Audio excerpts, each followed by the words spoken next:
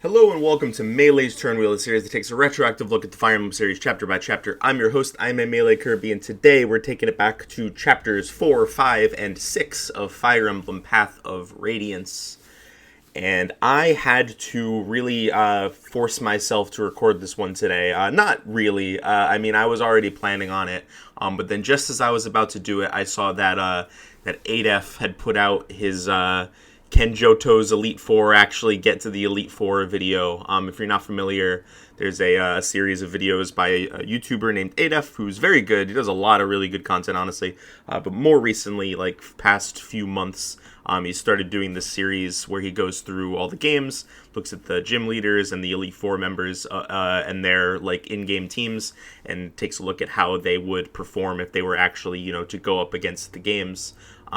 With those teams, and it's very cool, very interesting. You should definitely go check those out. The problem is that those videos are all really, really fucking long. Like the one I'm looking at right now is almost 3 hours, which like shit, man. I don't even think my longest episode has made it to 3 hours. Maybe close, or maybe it's just about made it there, but. Anyway, if you like shit like that, you should go check that out. It's a lot of fun. So I saw that and I was like, ooh, I really want to watch this. But no, I have to record because I really want to play more FE9. I talked about this on Blue Sky. I really like FE9. I'm having a great time with it. And there's a lot of, characters that I'm looking forward to using as I move through the game. And I want to keep going with it. So I need to record, and I'm just excited to share my thoughts. These chapters are not the most interesting in the world, either, gameplay-wise or narratively. So I don't think it'll be a super long episode. I don't really have much to say about any of these maps. But yeah, I guess before we get into any of that, let's talk about the question from last time, which was who is your favorite Jagan? And I only got one response this time from Solaris on Spotify. Which there is something that I should mention about that actually. Well, I'll save it for afterwards. But yeah, so Solaris, they say, maybe Soth, non-mounted, doesn't hard carry, interesting weapon type, more there to support. I am a big fan of Jagans that are actually playable late game, but Seth is ridiculously strong with Sacred Stones experience. Titania actually has some fall off. There's probably better examples like Frederick, but Titania's a female Jagan, so gets big bonus points. I like that Fates did different things with Gunter for each route, and he is truly Jagan levels of bad. At least Gunter is actually old, though. Vander is 45. And yes, I have I've mentioned in previous episodes how insane and ridiculous it is that, they try to pass off Vander as being 45 years old when he looks like he's in his 60s. Like he looks as old as any other, Jagan, right? Like Jagan or Gunter. Maybe not quite that old, but he definitely looks like he could be in his 60s. So yeah, that's that's what the answer we got from Solaris. I agree, honestly. When it comes to questions like this, I always have to think about it in terms of both story, like who's my favorite character out of the group. And then also, who's my favorite in terms of gameplay. I think in terms of gameplay, I would agree that it's Soth. I certainly, I agree. And, you really hit the nail on the head here, right? Because I think what's interesting about Soth is that he is perfectly serviceable at the end of the game. Like, if you go through Radiant Dawn, it's not exactly easy to make him work late game. You have to put in some experience into him, give him a little bit of favoritism. So it's definitely not like... You have to go a little bit out of your way to do it, essentially. But he's not completely worthless either, which I think is great. It's compared to characters like Titania or Seth, who are too, extremely broken into the late game. And then you have characters like Jagan and Gunter and FE6 Marcus, who are borderline unusable. I mean, you certainly can make them work, but it's hard and obnoxious. So I don't usually like doing it very much. But Soth kind of hits that nice middle ground that very few Jagans do. I think the only other one that I can think of off the top of my head that does that is... there's a couple. Frederick is probably a good example because Awakening, he falls off compared to other Awakening characters, but he's still pretty easy to keep going if you want to. Dagdar, I would say, might be this because... he continues to have serviceable stats through the game, but he does, start to, especially as you fight more like Ballista and siege tomes and all that, you can be kind of a hassle to train. So there's a few Jagans like that, but I do enjoy the gameplay dynamic that Soth has in Radiant Dawn. I think he's very fun. In terms of character, that's a really great question. I would have to think about it a little bit more. Off the top of my head, I'm inclined to say, I can check, I could just run through the ones that I have, that I've already seen. And out of the ones that I've already seen, it would probably have to be Seth. No, wait, no, I'm crazy. It's fucking Abel. Yeah, it's probably going to stay Abel the whole series, too. I completely forgot about Abel. I really like her in Thracia. I think that some of her moments that she gets at the end of the game are really cool and make her stand out, especially considering that at the beginning of the game, I don't think that she's that fun or interesting of a character, at the start of the game. But then once you get her back in chapter 24X or whatever it is, it's a lot of fun to see her like interact with the others. She has some good character moments. I really like Abel. If you want to hear me talk more about why I like Abel, you should go listen to that last episode of the second to last episode of Thracia there, where I talk about the end game chapters. But anyway, thank you for Solaris for responding. I do. So Spotify is kind of the main place where I talk about. It's where I get the majority of my listenership. It is the company that owns the podcast hosting website that I use. That didn't always used to be the case. It used to be called Anchor, and it was, as far as I could tell, separate and independent from all the podcasting platforms. But then Spotify bought it. So now I'm kind of just like, yeah, Spotify this, Spotify that. Spotify is also where I listen to the majority of my music. Recently, I've been having conversations with the people, and this is something that I always kind of knew, but it's something that I haven't really given much thought or consideration to be honest, because it's just not, I'm just kind of not. Sometimes I'm bad about thinking about these sort of things. I'll admit it.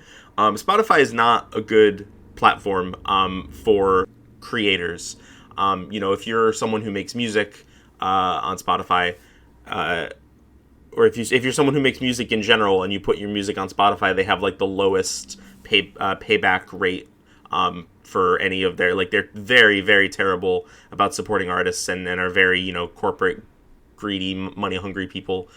So as much as I talk about Spotify, and I always say like, oh, you should leave comments on Spotify, or these are the metrics as reported by Spotify. I have no loyalty or fondness for Spotify as a company or as a platform. So if there is any kind of like, I guess I still listen to Spotify. I'm not trying to lecture anybody, but I want to make sure that people are aware of where I stand on this, because if you are the type of person that wants to take that into consideration and you are not, you were not aware of those facts beforehand, it may be something worth considering to switch over to a different platform. But that's up to you. I have learned about new podcast hosting platforms that I didn't even know about. Obviously there's Apple Podcasts. That's where I get, I believe, the second highest number of people. Let's see. Let me check my stats here. All-time audience. Yeah. So Spotify, Apple Podcasts is number 2. But then there's also a few other services that I have never even heard of before. Pocket Casts is one. There's one called Podcast Addict. And then Overcast is another one. So if you listen from any of those, welcome. I'm glad that you're enjoying the show and listening to it, seemingly pretty consistently. And I had never heard of any of these platforms, so it's pretty interesting to me. But yeah, you can check out all those if you don't have an Apple device. You can check out any of those services where it's hosted, or also YouTube. YouTube is an option as well now, as I've mentioned, I think, a couple times. But okay, so for this episode's question, I had to think about this one for a while, because usually I base it on something that I talk about in the episode or something that I find interesting about any of these particular chapters. However, as I said, didn't find these chapters to be super interesting for the most part, at least not, in terms of gameplay, and only a little bit, kind of in the middle, in terms of the writing. So I struggled with this one a little bit, but I think I settled on something today. we're going to be talking about a few different mechanics that I forgot to mention last time, either because they weren't relevant or, it just didn't occur to me one way or the other. And one of those is bonus experience. Bonus experience is a mechanic in this game that we're going to go into a little bit more detail on in a later chapter. But what I want to know is, what is your opinion on bonus experience? Do you like it? Do you want it to come back? Do you think it's overrated? Which system of bonus experience do you prefer between FE9 and FE10? That might maybe be its own question later on, depending on the answers I get to this one. But if you want to include that in your response to this question, then by all means go for it. So as always, you can leave your responses at I'm a Melee Kirby, Twitter and Blue Sky.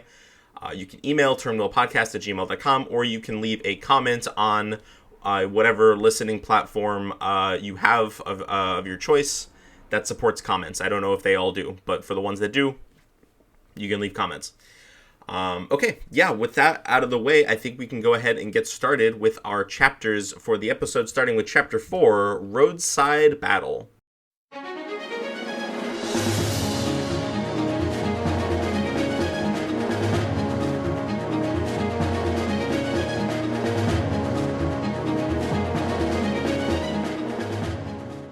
So right off the bat, we are introduced to a new character named Soren. Apparently, he's been away for a while. He's a member of the mercenary group that's been off doing something else. I think they mentioned that he's been training with other mercenary companies, but he has returned, and everybody seems pretty excited about it. At the very least, Ike and Mist do, and they talk a little bit. Soren, they engage in some small talk. Soren catches up with Ike, and he has some news, some very interesting news for the group, which is that Crimea, which is the name of the country that they all live in, has gone to war with Dane, or I guess more so the other way around. Dane has declared war on Crimea. We don't know where Dane is. We're going to get a full breakdown of the map in a little bit. Actually, we do here, kind of.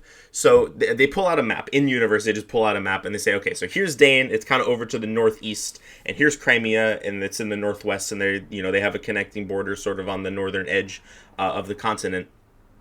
And so he says that Dane attacked the capital of Melior very swiftly, without warning. Apparently, Crimea and Dane have very tenuous relations, but something to this extent was definitely not expected, and so Crimea was pretty quickly overwhelmed, and they seem to be in a very losing position. There's some details on this map that I find really interesting. Maybe really interesting is the wrong word. I just think they're neat. It's a very basic topographical map. It shows like certain mountains and stuff like that, but they point out where on the map, the capital of Crimea is that just got attacked by Dane, and they also point out where the mercenaries' base is.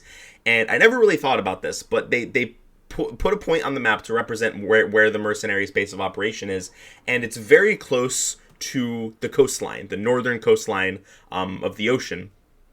And I think that's really cool because this entire time, I've played this game like 5, 6, 7 times probably, and it never really occurred to me, they probably would have to be close to a coastline of some description, because otherwise, it wouldn't really make any sense for them to get called in to deal with those pirates last chapter, right? Like whatever village, needed to be bordering the ocean so that the pirates would show up, and have their pirate ship, docked in their port or whatever. And so it's nice to see that there's a little bit of continuity in the placement of the base of operations that kind of makes sense with the surrounding environment. I think that's neat. They talk a little bit, like I said, Dane and Crimea have not had a very particularly good history, but they've always, and they've had like some border skirmishes, but nothing close to this degree. Soren explains that he was in Melchior. That's the name of is it Melchior? No, it's Melior, I think, something like that. He was in the capital city at the time that Dane attacked. He managed to get away, but he was able to gather some information. For one thing, he knows that the king's brother, whose name is Renning, he's a very well-known knight for his bravery, his valor, and his martial prowess. So he is leading the defense, and seems to be doing a decent job holding off Dan. However, Sorin is of the opinion that Crimea does not stand a chance. They are going to get slaughtered. And the best case scenario for the mercenaries is to stay out of it. Because even though there's a little bit of a disagreement here, because a couple people are like, we live in Crimea, this is the closest thing we have to a homeland. Like we should, look into supporting Crimea, as mercenaries in this war. But Sorin disagrees. Sorin doesn't think that it's a good idea because Crimea is almost definitely going to lose. And he feels that, there's no point in working with the losing side. So they should stay out of it, as best they can. They don't really come to any kind of disagreement, or they don't come to any kind of agreement here about what to do. Instead, Grail decides that he's going to send out a scouting party to get a read on what the situation is between here and the capital city. So he sends, I believe it's Shinon, Gatry, Titania, and Riss and Sorin alongside Ike. But what's interesting about this is that he puts Ike in charge. He specifically says, Ike, you're leading this group. Titania, you're going to be his support, but Ike, you are the leader. And Ike is kind of caught off guard by that, but he agrees. Grail doesn't really give him much of a choice. And so they're off. On the way out, Ike is given his preferred weapon. Usually the lords start with some sort of personal weapon, whether it's the rapier in most games. Crom has his rapier in most of the games. Is that joke still, that's a really old joke at this point. I don't know if that's probably not funny anymore.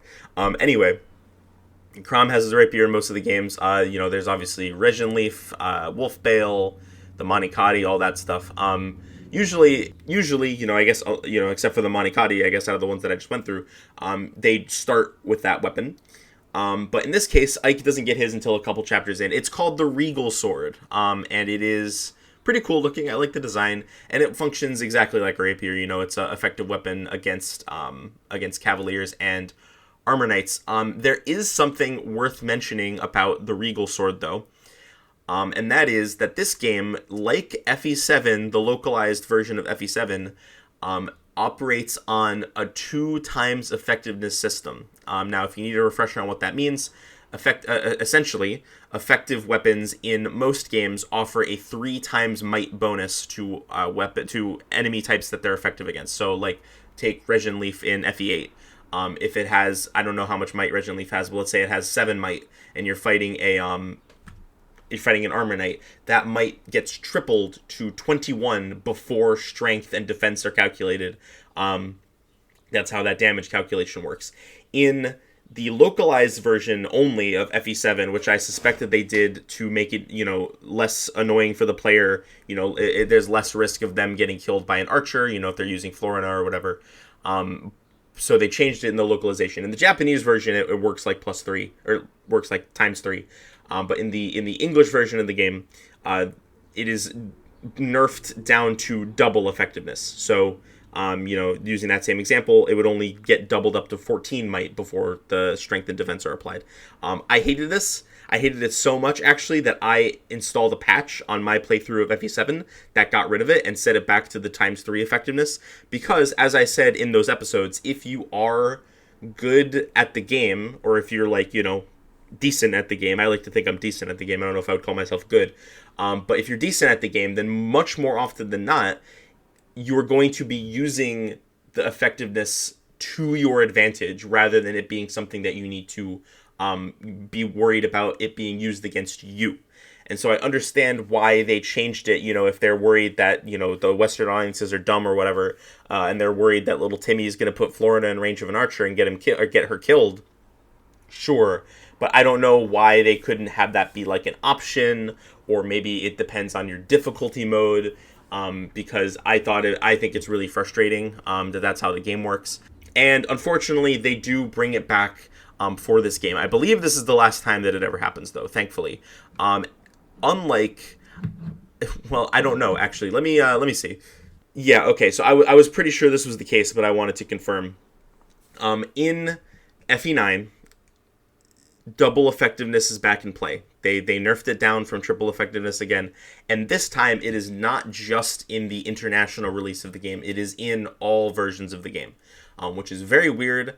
I don't know what the thought process was behind this. They were. It's not like they were making this game, for the first time. I think, possibly they were worried about it being too hard because, some of the maps are so long and take a really long time. Maybe they were worried that people who lose a unit towards the end of the map is going to have to redo a lot of content. And so they wanted to make the game easier from that perspective. I don't know. But it's very strange. And, I wanted to play on hardware from the beginning for this one. But even if I wanted to, I could not just simply, download a patch and apply it to my copy of FE9. So I could. In fact, I'm looking at a Reddit page right now of someone who made a patch for it. PRDX4 is their username. It seems like. This is from a while ago, so. It's like a cheat code or something that you can put in to Dolphin, I assume, and play that way. So you can go check that out if you want to. That sounds cool. I might do that the next time I play FE9 on emulator. But the reason that I could justify doing it for FE7 is that there was a version of the game out there that exists that has triple effectiveness. The logic was, if I wanted to, I could just play a Japanese version of the game and look up the script. I could play a Japanese version of the game and download an English translation patch if I really wanted to. All of those things were possible. So I figured it really would not be a big deal to just patch in ×3 effectiveness. In this game, there is no official version of the game that has triple effectiveness. So I could not justify, downloading or installing any kind of patch that adds it into the game, which is unfortunate because, like I said, I think it's annoying. I think it's fun to utilize triple effectiveness, and more often than not, you're using it to your advantage if you are an experienced player. Anyway, all of this is to say that the ramifications of this on Ike are that his regal sword is not as good as it probably could be. There are going to be situations where you're struggling to kill, armor knights, which should really not be the case in my opinion. I thought the whole idea was that it's kind of a good option against characters that are normally too bulky to go down in one round of combat. Characters like Ephraim and sometimes even like Erica would be able to take them down in one round of combat if you use an effective weapon. But unfortunately, that is not the case here. Maybe Cavaliers, but Armor Knights definitely not. You're just not going to be doing enough damage, which is unfortunate, and it hampers Ike a lot. I talked a little bit about Ike. His gameplay viability in the last episode, and I think that it would have helped him tremendously to have triple effectiveness for his regal sword. I think that would have been very good, actually. So they make their way to their destination, which, as I mentioned, is just kind of a roadway between where they live and the capital city of Melior. And on the way, there's a really nice scene here that I like a lot between Ike and Riss, where Ike is sort of doubting himself. He says, "Why would Father put me in charge? I'm not ready for this. What is he thinking?" And Riss has just such a sweet moment here with him, where he's like, obviously he's looking for you to he's probably looking for you to take over as leader one day. And I think that you're every bit the man that he is, and you might even surpass him one day. And it's just nice. I like Riss a lot. It's such a shame that he, kind of gets overshadowed in gameplay and also, doesn't get to do that much during the story. As much as I like all of the involvement of the Grail mercenaries in these early chapters, and we're going to talk actually a little bit about this, because the game does a really good job of accounting for character death. But as the story goes on, it becomes less and less realistic for that to be the case. Having to write multiple different scenes every chapter depending on who's alive and who's dead, it's just not feasible. So they do move away from this eventually, which is a shame. I get it, but it is a shame. There's a lot of shit going. Like every motorcycle in the fucking country is apparently outside my window today. I don't know what the deal is. So I'm trying to talk around the background noise, but you might pick up some rumbling. So they are discovered by a group of Dane soldiers. Actually, sorry, I skipped over something. While they're walking around, they find corpses strewn all around. There was apparently some sort of fight here between Crimean soldiers and Dane soldiers. And there's more Dane corpses than Crimean corpses, which seems good, but they are able to recognize that the Crimean corpses are members of, like, the elite royal guard. So whatever happened here, it seems like there was a Crimean royal being escorted through this path before the fight started. So, it might end up being bad for whoever was in that situation. Before they're able to investigate further, though, they are discovered by some Dane soldiers who see them and immediately just start attacking without giving them the chance to explain themselves. So that's how the fight begins. And it's a pretty straightforward map. It is kill boss. However, there are it is relatively easy to kill the boss early. You just run Titania forward and she can kill him, I think, in one round. Maybe not quite, but she gets pretty close. There are a lot of enemy units between where you start and the boss, so it is very likely that you're going to take out most of the enemy units before you kill the boss. Unless you're actively trying to end the map quickly, which would be fair, I suppose. And we get a new unit to play around with. Obviously, Soren is here now, and he is pretty cool. Let's talk about him a little bit. He is a mage, and mages in this game are very interesting. For one thing, I don't know why they did this, but for one thing, mages have one less movement than everybody else. That's a pretty standard practice in the series for, everybody to mostly be around the same level in terms of movement. In the GBA games, most infantry classes had 5 movement. In this game, I believe it's 6, but it's the same idea, like Myrmidons and Ike and soldiers and axe fighters and all of them. They all can move 6 spaces. And then usually there's Armor Knights who tend to have 1 less movement. That's true in this game. Gatry has 1 less movement than everybody else. And then, there's a couple that have more. But for some reason, they made it so that mages also only have 5 movement. And I don't know why they did this. It kind of hampers their usability a little bit, in my opinion. Certainly they're still workable, which I think, I agree that movement is an important stat in these games. I definitely think it is overblown, especially by people who...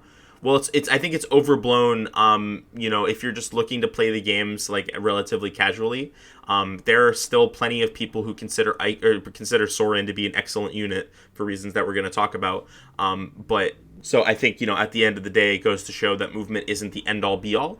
But it is pretty important. So it is a little bit less convenient and a little bit less fun, in my opinion, to use Soren compared to some of the other characters. But he's still pretty cool. He is a mage, as I said, and he's got okay base stats and, like, pretty good growth rates. He's a little bit shaky. You do have to feed some experience to him, and you have to hope that he gets decent level ups early on, because otherwise he might start to struggle a little bit. There is a very interesting aspect of mages, and this applies to a few other characters as well, but mages is one of the ones that makes the most use out of it. In the Japanese version of the game, there is a bug where eventually we're going to get access to forging. And forging, allows you to forge extra might onto your weapons. You can forge extra hit and lower the weight. But one of the other things you can do is that you can increase crit on weapons and give them, a little bit of decent crit. You can take a weapon that has innate crit on it. So Thunder Tomes, most prominently, but it also works with Slim Swords and Slim Lances. And you can lower their crit to be below 0. And what this does is that this underflows their crit, and suddenly they are guaranteed to crit every single attack, which is pretty funny. As I said, it works with Slim Lances and Slim Swords, so it's very useful on characters, maybe Ike for one thing. Mia, Marcia, a lot of people tend to use it with Oscar, and Titania can make use of this. But it's obviously at its best and most effective with the Thunder Tome, because most enemies have such low res that critting with a Thunder Tome is probably just going to kill them. Kill them. Like, there's a lot of enemies that can withstand a Slim Lance crit. I mean, Slim Lances aren't that strong. But, a Max Might Thunder Forge with guaranteed crit. It's going to do a lot of fucking damage, and that's pretty funny. I've never played the Japanese version, so I've never made use of this glitch myself, but I do know it's a fairly like popular and well-known thing to mess around with if you're playing, especially if you're playing Maniac mode. It can make a lot of maps in that game a lot easier, which is pretty cool. As for the English version of the game, though, there's no such luck. Soren is going to have to work the sweat of. Soren's going to have to. I don't know what the right turn of phrase would be. Pull himself up by his bootstraps. I don't know. And get good on his own merit. And he's like good. He is actually there is some level of. There are some people who would argue that Soren is actually a very good recipient of something that we're going to discuss, I guess, next episode, called the BEXP dump. And what that means essentially is that we're going to have a lot of bonus experience in, I believe, Chapter 9 or Chapter 8, something like that. And a lot of people, I would say the majority of people who play this game efficiently choose to give that bonus experience, just all of it, to Marcia, because if you give it to Marcia, then she becomes very strong. She can promote immediately, possibly, if not, pretty soon after you give it to her, and she just becomes overpowered, right? But there is, a certain subsect of people that argue that Soren is a good recipient of that as well, due to magic just being very good, and having such good availability, and having a lot of opportunity to do things with magic that you can't always necessarily do with physical weapons. So I haven't really, I don't usually like giving my BEXP dump to anybody, because I think that's just boring, and I don't want a juggernaut with one really powerful unit. That's just not how I like to play these games.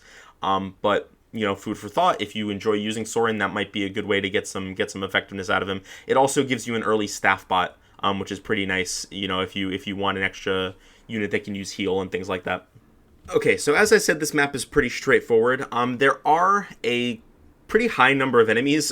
This is actually a shitload of enemies. This is the first time in the game that I'm really noticing the enemy density. We are well and truly out of the tutorial with this one. Most of the enemies are quite weak, but there's still a lot of them. And it's a pretty open space. There's not a lot of choke points. There's not a lot of room to maneuver around or block off your other units. So there are going to be situations where you might find yourself, you might put Riss or Soren in range of an attack that you don't want them to get hit by. So what do you do in that situation? Well, there's a mechanic that might just be right up your alley, and it's called shoving.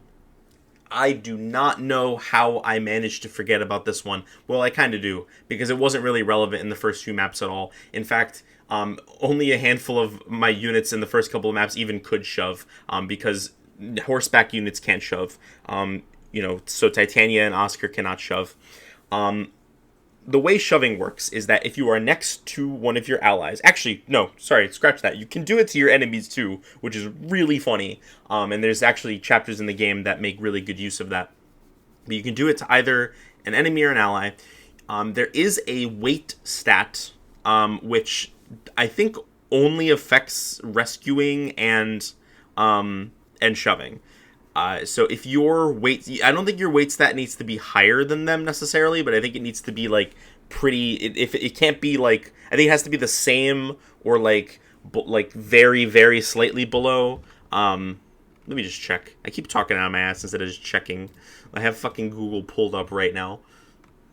Okay, yeah. So it only works if the user's weight is user's weight plus 2 has to be greater than or equal to the target's weight. So you can still do it on somebody if you were up to 2 weight below them, but no more than that.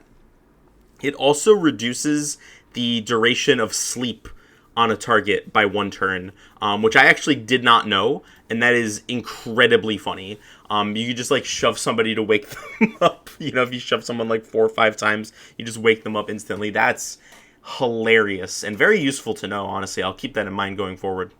And it's just really handy to have, like if you accidentally put somebody in range of an attack and you want to get them out of it, maybe you need to like trade with somebody, but you don't want them to be in the same spot that they are when you need to make the trade with them.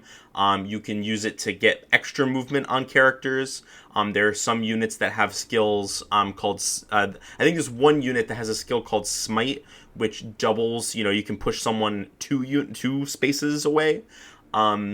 There's a lot of really fun and interesting things you can do with Shove, and it is actually probably my single favorite mechanic in this game.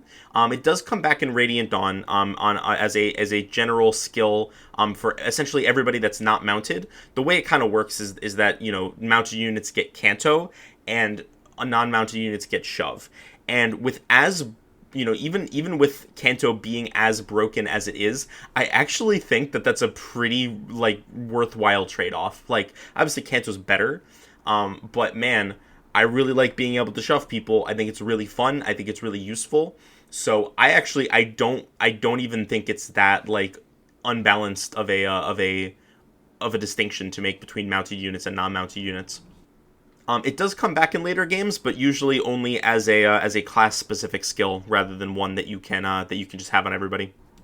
So you just kill all the enemies, or just the boss, I guess, if you want to. There is a unique boss conversation here. I think Ike has a unique conversation with most bosses in the game.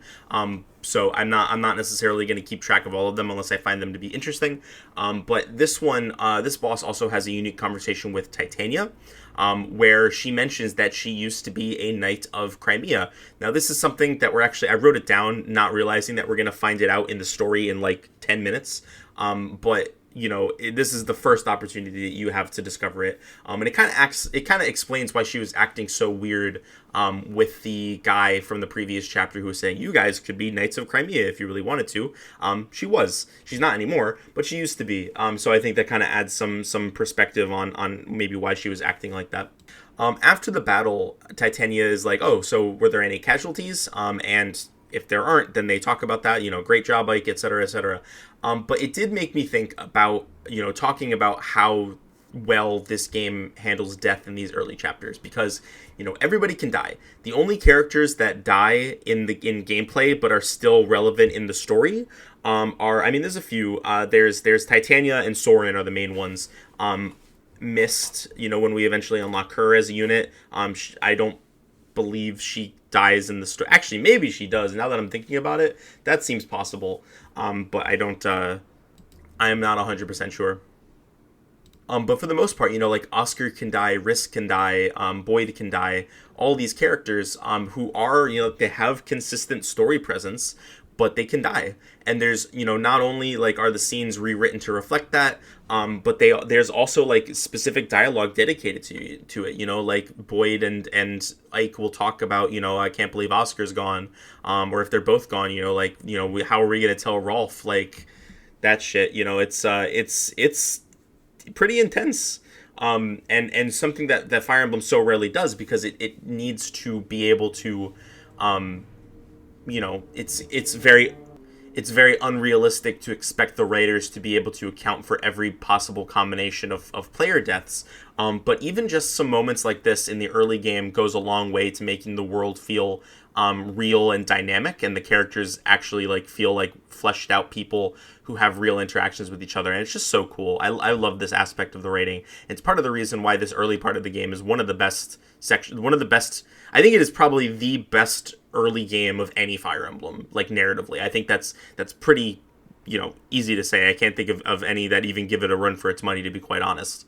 So now that the battlefield is clear, they can go back to investigating, and they do end up finding somebody, a woman unconscious on the ground. And I was under the impression that all this, meeting her and talking to her all happened in the same chapter. But it turns out that actually finding her is the end of this chapter, and then they talk to her, at the beginning of next chapter. So let's go ahead and move on to the next chapter, which is called Flight.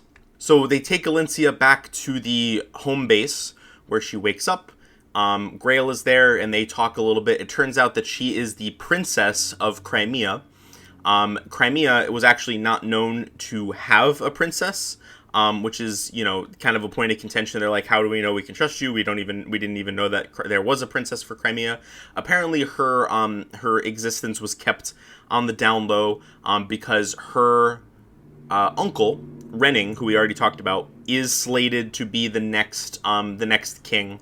And as far as I'm aware, there was no like plan to change that or anything. Because she was born after that was decided.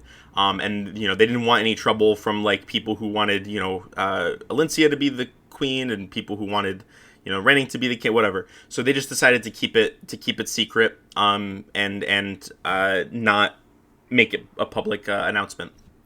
However, they did apparently tell all of the kings and rulers of other nations. So the King of Dane knows is the reason that's relevant here.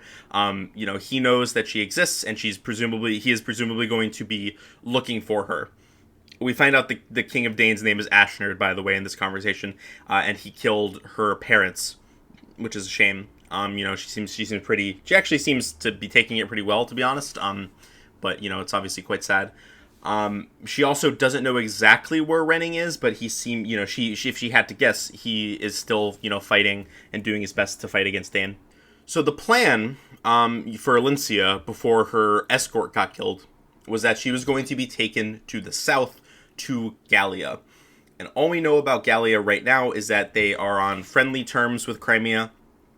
And Elincia seems to be under the impression that the king of Gallia would help her, given the opportunity. So that's what she's hoping to do, is to continue moving south. And she wants the Grail mercenaries to help her. So they all have like a little meeting to decide what to do. And I really, really like this scene. Everybody gets a chance to weigh in. Everybody's voice is heard. And they go through and each of them talk about their reasons why they should either help Elincia or, and this is important. Dane shows up at their doorstep and says, you need to give us the Princess of Crimea right now, which of course does confirm, if there was any doubt that she actually was the Princess of Crimea, that just went out the window. And so they're on a little bit of a time crunch here, and they need to decide what to do. So he hears from everybody. Titania thinks that they should do it. She wants to help Crimea, and she clearly she just wants to help. I really like how this scene characterizes everybody in slightly different ways. Even the people who say, yes, I want to help her, like, justify it and explain it in different reasons. And it's just a really good showcase of all their personalities. Like Titania clearly just wants to help. I mean, she was already in favor of joining up with Crimea to help them in the war. So she was obviously always going to say yes. But she does try to couch it in, realism, right? Like, Crimea is a big source of contracts for us. They're a very lucrative employer. They've come to us on a number of occasions. And if we show them loyalty here, then we will be very handsomely rewarded. So presumably to preempt any disagreement from Soren, she does try to make it feel more rational than maybe it entirely is. Soren, of course, is against it. Soren still thinks that Crimea is going to lose, so they might as well just give Elincia over to the Dane army, because maybe they could get some favor with Dane and get in with the new ruling power in the area. Shinon says no, because he's racist and doesn't want to go to Gallia. We do eventually, I don't remember exactly when, but he starts to, we don't even know what Lagus are yet. We have not been introduced to the term Lagus. We have not even been introduced to the idea of what a Lagus is, and yet he is just going crazy on the racism. He's like, I don't want to walk into stinking beast country or something. Like, Jesus Christ, bro. Can you please chill out? I don't even know what you're talking about yet. But he says no. He agrees that Dane is probably going to win. Gatry is neutral. He basically abstains. He says, whatever you guys decide is good for me, which is very fitting for his sort of wishy-washy personality. Everybody else essentially says yes. Oscar says yes because he doesn't, he thinks it's wrong to hand over somebody, effectively sentencing them to death. Riss wants to do it because he thinks it's the right thing to do to help somebody no matter what their station is. Boyd says that it's what heroes would do. Rolf and Mist obviously come in and say, like, yeah, we want to help her too because it's the right thing to do. And Ike is all for it as well. So eventually, they decide, like, hey, we're gonna go ahead and do this. There wasn't really much of a choice here in the matter, though, because Dane decides that they're just going to start attacking. They've spread out on all sides, and they're planning to launch an attack on the mercenaries. So any decision that they may have had in the matter is taken out of their hands, which feels a little cheap. It feels a bit anticlimactic to go through this whole scene of what they're gonna do. They do it like before they decide. Sorry, before they realize that Dane is about to attack them, they do say, yes, we're going to do this. So they do make that decision. It's not like it's a cop-out where they never actually come to a consensus. Grail makes the call, yeah, we're going to help her. And then they're like, we're surrounded on all sides. Dane has completely decided that we're taking matters out of our own hands.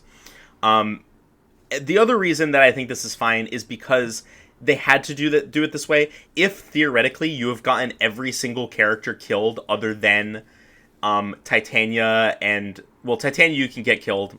Soren you can get killed, but they'll still be there in the story. And then Shinon. If everybody else is dead, then, it's a pretty, it's a lot more even among the people who say yes versus the people who say no.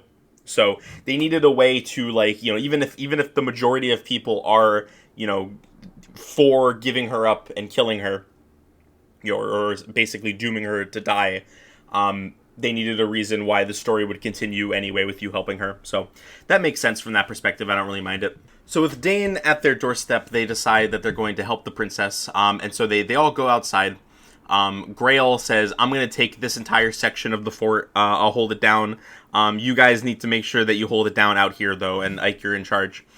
So he runs off and is presumably, kicking ass and taking names somewhere else. This chapter is, a little bit tricky if you try to play it straight.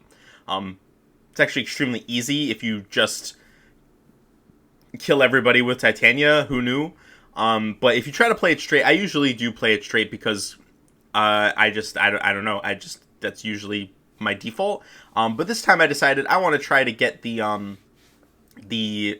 Ashera icon, because the boss of this chapter, if you can kill him, drops a goddess icon, or as they're called in this game, an Ashera icon, because we do actually know the name of the goddess in this game. It's Ashera. And I actually thought that this was going to be harder than playing the map straight, but it actually turned out to be easier, which is pretty funny, because she just kills everybody that would normally, try to gang up on your weaker units. It is a defend map. It is Fog of War, which is kind of annoying. It's not too bad. There's quite a few enemies that you got to be aware of, especially when they pop out of the darkness. There's reinforcements that spawn in different locations, and you got to be careful of them, because if you don't, they could sneak past you. They could claim the choke point. And if there's too many of them, you might just get overwhelmed. Your units are probably still not very good by this point. My Boyd is really bad right now. My Oscar isn't that great either. My Ike is pretty good. My Ike's actually quite good. But he's he's not the only unit I got to be worried about. So it can be a little tricky. But sending Titania out to just kill everybody out front and kill the boss, that helps tremendously. It is not a map that ends early if you kill the boss. You do still need to defend the full 6 turns, even if you manage to kill the boss. That's pretty much it, though. It's straightforward. You just got to hold out for 6 turns, and watch out for the guys that come in from the fog. Riss is here to heal, which is pretty nice. And you got vulneraries and stuff. We still don't have that convoy yet. We're still working on that part, so hopefully we'll get it soon. So you might need to drop some items and stuff like that, but for the most part, it's not too bad. This is probably the early game map that I've had to restart the most over my many playthroughs over the years. But it's still not that challenging. Okay, so after the chapter's over, they clear out all the Dane guys. I think they retreat for a little bit, and they say, okay, well, we got to get out of here because they're just going to come back with more people. We need to leave now. So they pack up everything that they need. Mist and Elincia have a scene together where, Elincia is helping them pack up the pantry, I guess. And they talk a little bit about this necklace, this medallion that Mist has. There's actually I hesitate to call it a cutscene. I guess it is. It's a full pre-rendered cutscene, but it's only 10 seconds of just Mist holding this medallion, and it's glowing this bluish, bright blue color. and they talk a little bit about that. I've had this medallion for as long as I can remember. I believe Miss says that it was a keepsake from her mother before she died, and that it only started glowing blue recently. It didn't used to do that. It's only now that it's glowing actively. And so they flag that up. That's going to be important later, so try to keep it in mind. After this scene, we get our very first enemy POV scene. We haven't seen one of these, since FE8. It's the first one that we're seeing. And we meet some enemy characters. Petrine is one of them. She is one of Dane's generals, apparently. And she is very harsh, very cruel. She treats her soldiers very badly. I think the guy who brings her the message that, the Grail mercenaries managed to get away, she ends up having him executed, because she's an asshole. So she's not very nice. There is also another character here whose name is Ina, and apparently, we see a little bit more from them at the beginning of next chapter as well. And I don't quite remember where we find out this information, whether it's at the end of this chapter or the beginning of the next one. But Ina is a tactician. She is Petrine's tactician and has been assigned by Ashner to help Petrine capture Elincia effectively. So she's here. She seems pretty quiet. She doesn't seem to. She doesn't emote very much and remains very calm throughout the whole situation. But she does seem to have a good read on the situation. She knows what the mercenaries are going to do, and goes to plan accordingly. And Petrine ends up, giving her some praise for being a good tactician. And that's how the chapter ends. So next up we have chapter 6, which is called A Brief Diversion. This is where we finally get a good look at the Tellius map. We see it in its entirety here, unlike last time, which was zoomed in. We don't get an explanation for all the countries. It really does seem like there's just going to be a cutscene explaining, all the countries, giving a little bit of narration for the countries as they become relevant to the story, rather than all at once at the beginning like we're used to. And I actually kind of like that approach more. It is nice to, at the beginning of the game, get a sense of, like, what the world is like, the size, the scope, the scale, and take a look at some of the key players early, before they become necessarily relevant, so they can be kind of, like, in the back of our minds, keeping in mind as we move through the story. However, there is something to be said for not presenting the information to us until it is necessary. I don't know why they couldn't do both. I mean, maybe that would be a little bit repetitive, but, with the level of depth, or I guess the lack of depth, that most of those early, beginning of the game overviews give, I don't think it would be a bad idea to have, these are the very basic explanations of the countries, and then as they become relevant in the story, they give us a little bit more detail. I think that maybe would have been the best of both worlds, but I don't necessarily dislike this approach. I think they both have their merit. Anyway, this is where we learn about Gallia. Gallia is a nation to the south of Crimea. It is surrounded by a big forest, or at least there's a big forest to its north. And they're crossing through that forest to get there.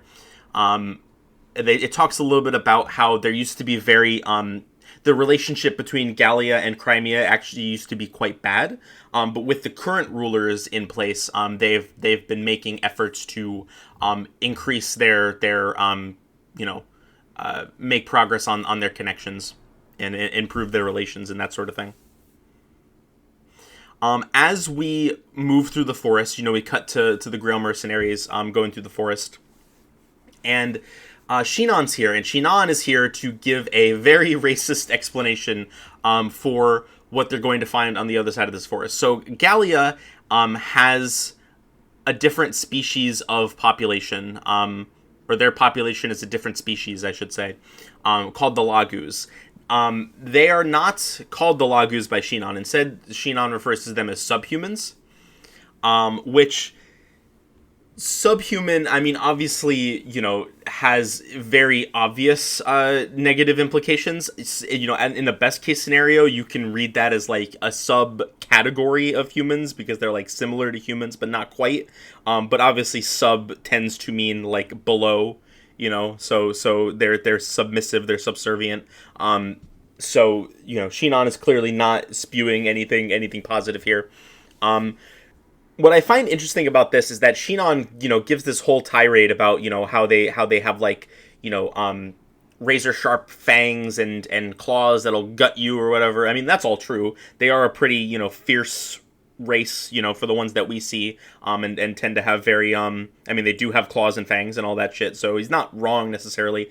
But specifically the term subhuman, like, nobody stops to think, like, hey, maybe I should explain to Ike that this is not the word that you should use, because Titania is also here. Soren kind of, talks about it a little bit. He says, they're actually called Lagus.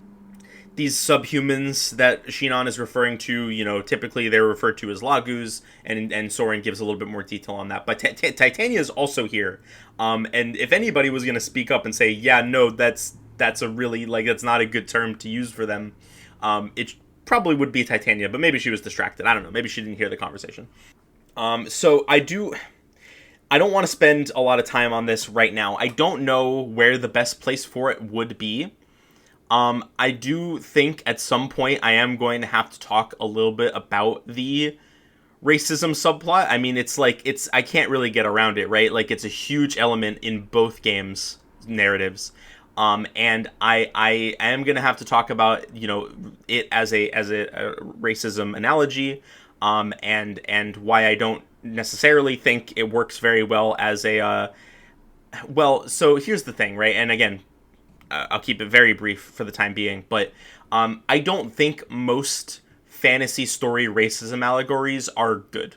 I just don't think they work. I think they work at a very basic fundamental level of learning to respect people's differences and accept that just because someone is different than you, then they're not necessarily bad. And I think that can work as a narrative device for children who don't understand exactly what race is yet, and how it interacts with the real world and the people in the real world. But as you become an adult, and I mean, this game is rated T for teen, right? So people playing this are going to be 16, or give or take, maybe a little bit younger, at the minimum. And it's just any amount of nuance that this just doesn't have any real nuance, right? Especially when you're comparing it to the problem with racism allegories in these stories is that it is accepting the framing that there is something fundamentally different about the oppressed group and the oppressive group. In this case, they're completely different species, right? One of them has fangs and claws and can transform into animals. And one of them are just kind of what we would consider to be a standard human. And if you're trying to tell a story about racism, and your framing is that they are two fundamentally different groups that they need to learn to exist in harmony together, the obvious issue with that is that is not how races in real life work.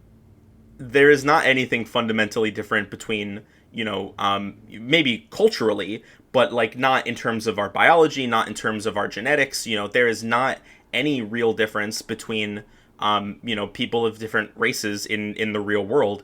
And so it's always a very limited framing and a very misleading framing, I think, if you try to look at these as guidelines and sort of aspirational for how you should act in real life. I mean, fundamentally, again, I think the message of you should treat people well, even if they're different from you, is good. It's hard to argue that that's a good message, right? But when you're looking at it in the context of this is clearly meant to be, a prejudice allegory, and it's just not, just doesn't work, because that's not it is a fundamentally fundamental misunderstanding of how racism in real life actually operates, and why it's wrong. It's not wrong because they're different from us, but we should still learn to accept that they're different from us.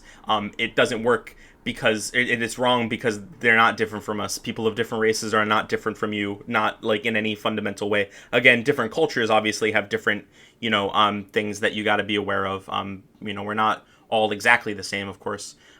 But just it's always very weird to see this crop up in fantasy stories, and I don't know. I've yet to see one example of like good fantasy racism, like good fantasy, like a good fantasy racism allegory, I guess I should say. Maybe there's some out there. If you have any good examples, let me know. I know there's a really well-known one from I think it's Dragon Age. I've never played a Dragon Age game, but I think the thing with Dragon Age, isn't there like there are mages, and they're like basically like nukes or something, and that accepts the framing that like these people are fundamentally dangerous. Yes, you should treat them well. It's not their fault that they're dangerous, but you should still give them a chance. But that's not like doesn't change the fact that you're still accepting the framework that they are different, and I just think it's dumb. And I said I wasn't going to spend a lot of time on this, but I actually think I kind of just got everything out of the way that I wanted to discuss with this. Maybe it would have been more appropriate to have somewhere else. I don't want to get into any more detail because I am a white guy, and I do not think that it would necessarily be appropriate for me to try to like break any kind of serious ground on like race relation discussions. That's a topic that I think is better handled by people who have the lived experience and have done the research to sort of support those ideas. But it would have been impossible for me to not address it at least a little bit, because it is, again, very fundamental to the stories of both of these games. And so what I will say is, moving forward, right, I am going to meet the game on its terms, right, and talk about how I like the way that the racism against Laguz is handled, within the context of the narrative, right? Because sometimes I think it's pretty cool. I think there's good moments relating to it. I think there's some good, again, there are some good lessons to be learned.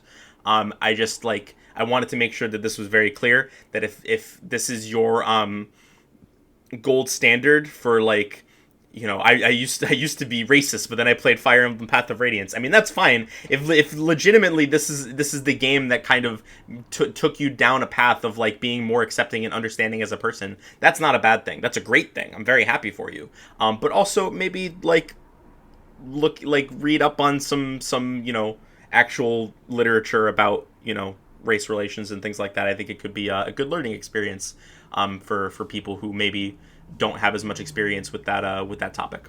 But anyway, that's all on my soapbox for today. We can just go ahead and continue with the story. Ike and Co, everybody's all together traveling through the Sea of Trees to get to Gallia. At one point, they realize that there's a whole bunch of people following them, and there's also a whole bunch of people ahead of them. So we're not really sure what we're gonna do. Grail decides that he is going to take Shinon and Gatri, and he is going to use them to create a diversion for the people following them. And so Ike needs to take the rest of the crew and break through the people ahead of them and just make it to Gallia as fast as possible. So Ike says, "Okay, we're gonna take the princess to Gallia. Good luck, you guys." And then they split up. And that's where the chapter begins. Ike needs to get to the other side of this river crossing. There's a little bit of a gimmick here. I hesitate to call it a stealth mechanic, because there are stealth mechanics in various Fire Emblem games throughout the years, and there's even a stealth mechanic later on in this one. We're actually going to talk about it, I believe, next episode. And it doesn't really work exactly like that one does. Essentially, you are in the forest at the beginning of this chapter, and as long as you continue to stay in the forest, the enemy will not aggro towards you. However, the moment that one of your units steps outside of the forest, they will see you, and enemies will start attacking you, so you got to be careful about that. You can use this as an opportunity to move through the trees and get further to the left of the map, where you'll have an easier shot at getting to the escape point. Because yes, this is an escape map. We're seeing escape maps for the first time since FE5, which is pretty cool. We're going to talk a little bit about how they work. But getting back to the trees for a second, this is annoying and obnoxious, and I don't like doing it. I still do it most of the time. This actually is pretty similar to a situation that I described in a Thracia chapter, FE5 chapter 6, I believe, where you're in the town, right? And there's the fun way to play the map, which is to actually go into the town and fight some enemies while trying to, visit the houses and make sure that you're escaping before Galza shows up and all that. But there's a very easy way to cheese the map, and in fact the game suggests to you that you should do this, where you pick up all your units with Karin, and have her drop them off on the other side of a wall, and then they can just all escape. And that's the really boring way to do it. And the game kind of suggests it to you as the, quote unquote intended solution. So I do have a little bit of a bone to pick with, when you have a situation like this where there is a quote unquote optimal strategy that is really boring. Is it up to you to find the fun? Like, should it be on the player to do the more fun strategy at the expense of not only what is easier, but also what is what the game is even telling you is the easier solution, right? Like, the game is pointing you towards this and saying, hey, you should try this. And in my opinion, I do think that there's a certain level of, like, I do think you need to sometimes meet the game on its own terms a little bit. I don't think that it's necessarily a bad thing for, a player to have to be a little bit more inventive and a little bit more creative with how they tackle the problem. But on the other hand, ideally, the most optimal way through a map would also be fun, right? You look at a really great example of this, and I come back to this well a lot because it's one of my favorite chapters in the series, but Conquest Chapter 10 is is one of the best maps in the entire series. Everybody loves that map. It's really cool. It is a defend map where you need to defend for a certain number of turns, and playing it as a defend map is really, really fun. It's awesome. There's so much pressure put on you, and it's a great time. However, you can also end the map early by killing the boss of that map. And you know what, guys? That's also pretty fun. I mean, I haven't done it personally, so I guess maybe it's boring. But you have to, like, be careful. You have to push forward. You have to make sure that you're like the people you're sending to go kill the boss. You're going to be without those characters on the defensive line for a couple turns. Like, you need to make sure that you're going to be able to handle that. And so the quote-unquote optimal strategy, like of ending the map early and making things easier on yourself, is still thoughtful. It's still something that you have to be strategic about. Man, I can't wait to get there because, man, that's a good fucking map. But anyway, I'm not a big fan of this map at all, actually. I think it's quite mediocre. Because even once you get out of the trees, it's not that fun. You just kind of have to cross a bridge, then deal with some enemies that come to attack you from the right side. And then once you do that, you kill the boss and escape. It's not that fun, in my opinion. But, whatever. It's not terribly offensive either.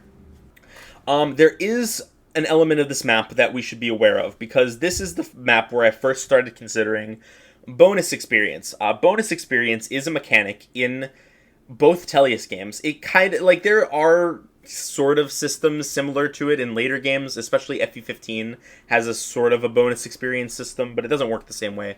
In this game, every single map in the game has the opportunity to give you bonus experience. The way that it works is that, if you beat the map in a certain number of turns, then you get the maximum amount of bonus experience, and then it works slightly differently in Path of Radiance and Radiant Dawn. In Path of Radiance, every single turn over that limit reduces it by a certain amount, and it depends on what difficulty you're playing on, etc. So there's other things, there's other factors that affect it as well. But that's the gist of it, right? And the really fun thing about this, and I talked a little bit about this in one of the FE8 episodes, is that essentially every single map has a built-in anti-turtling incentive. Because if you want to get that maximum bonus experience, you got to play fast. You got to play relatively fast. It's usually the turn limit isn't usually like crazy or anything, but it does typically require you to like try to, you can't drag your feet. You can't be going super slow. You got to move at a good clip. But I also really like it because it's not as punishing as like losing a recruitable character or a stat booster from a village that you didn't get to in time. It is very easy to go through the game and not get any bonus experience, and you'll still be fine. So I really like it as an option and an incentive to play fast without being punishing for players who aren't able to or who don't want to. I think it's such a good system. I'm kind of tipping my hand for how I'm going to answer next week's question, but I really, really fucking like bonus experience. I think it's so cool. I think it's one of the best mechanics in the entire series, and I'm so sad that it got taken out and hasn't really made a comeback. It's such a bummer. There are also several maps in the game that have additional optional objectives that you can do to get more bonus experience. And escape maps are a really simple one because the map ends when you escape with Ike. This is not like Thracia. If Ike escapes, the map is over, but everybody else also gets away. So as long as you have Ike get to the escape point, everybody else can be wherever the hell they are, and it doesn't matter. However, you get bonus experience if people escape before Ike. For every unit that escapes before Ike, you get a certain amount of bonus experience. And this tends to be pretty straightforward. Sometimes it can be interesting to see the most optimal way to make sure that everybody's getting out without sacrificing any turns. But usually what this ends up meaning is that once the map is over, and Ike's about to escape, you just have everybody else escape first on the same turn that Ike does. It doesn't usually require any more nuance or strategy, so I don't love it as a bonus objective. But at the very least, it can lead to some interesting scenarios with if Titania is too far away to get out. Next turn, if you have her attack an enemy, do you have her attack that enemy, or do you have her move so that she can escape next turn? Situations like that. They're very rare, but they can happen, which is decently interesting in my opinion. Okay, so yeah, after you break through the blockade here, Ike, everybody manages to make it through okay. However, everybody's a little bit worried about Grail and Shinon and Gatry. They've been gone for a while, they haven't come back yet, and so we're worried about what's happening with them. So Ike says, okay, Rolf, Mist, you guys are going to take Elincia to Gallia. We're very close at this point. We don't have very far to go, so just take her to Gallia. I'm trusting you guys with this. You guys can make it there. Everybody else, we're going to go back and we're going to find Shinon, Gatry, and my father, and we're going to help them out. So I like this moment here because it's the first time that we're really seeing Ike make a real call as a leader that I think is very interesting. In fact, I think it's really cool how Grail sees that Ike disobeyed orders, right, to go help Mist and Rolf. And I think part of him knew, in chapter 2 or whatever it was. And I think part of Grail knew that Ike made the right call. He shouldn't have done it because there needs to be a pecking order for there to be any semblance of order and success as a mercenary group. You can't just be disobeying orders. It's not allowed. But he also knows that Ike made the right call. So I think, seeing that he was willing and able to make a call like that, maybe that's why Grail trusted him with a little bit of extra authority, right? Okay, if you're going to make these calls, that's fine, but you gotta, I'm going to put you in charge so that, we're keeping the maintained order in check. And it's just cool. It's cool to see Ike make a real call as a leader here, I guess, for the first time. It's just a neat thing to see. Yeah, that's the end of the chapter. Next episode, we're going to be taking a look at 7, 8, 9, and 10. So we're going to be wrapping up this section of the game. You guys know what happens in chapter 8. I don't need to tell you. If you don't, then buckle up. You're in for an interesting couple of chapters. But then we're also going to be doing 9 and 10, which will take us. Chapter 10 is the prison map. So we're gonna get to the end of the prison map and start from there in the following episode. Map Gauntlet. What's my favorite map this time? None of them are very good. I guess probably the Fog of War Defend map, which seems weird, but it's not that weird. They're all just kind of lame. I think Chapter 3 might still be the best in the game so far, honestly. And I mean, there are some good maps in this game, especially around the mid game. I think there's some really cool ones coming up. But for the most part, there's not a lot of great chapters. So this game definitely isn't going to be winning any awards in the map design department. I'm just going to tell you guys that right now. So expect me, for a few episodes to maybe be like, yeah, none of these maps were that great. That might be something you hear from me a few times. Anyway, yeah, so Chapter 3 is still winning. Next episode, we'll see if any manage to surpass it. I think probably. There's some chapters that I like next time. But, all right, any news? Let me take a look. no news. And I haven't really been watching. I mean, I recorded the last episode like a few days ago. I finished. You know what? I finished Yu-Gi-Oh. I was watching. I had just finished Waking the Dragons and the other filler arc. And between then and now, I've finished the entire rest of the original Yu-Gi-Oh! Duel Monsters anime. I do plan on watching GX at some point. It's not going to be soon, but it's going to be at some point, and I'm looking forward. Excuse me, I'm looking forward to that because I watched GX a lot as a kid. So I think it's going to be fun to go back and revisit that.